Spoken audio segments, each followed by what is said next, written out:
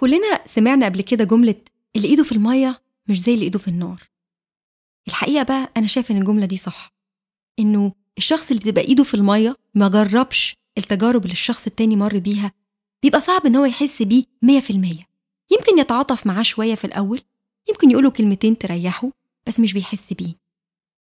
ربنا هو الوحيد اللي مر بظروف صعبة جدا، اللي مش بس حط إيده في النار، لكن حط إيده في الصليب عشان كل واحد فينا، لأنه تألم مجربا يقدر أن يعين المجربين.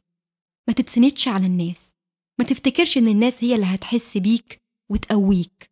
ربنا هو اللي حاسس بيك بكل مشاعرك، بكل ضعف، بكل وقت صعب أنت بتعدي فيه، وهو الوحيد اللي يقدر يقويك ويعزيك ويشجعك بالروح القدس. تعالله وصلي، حط كل أمر وجعك قدامه وهو هيشفيك.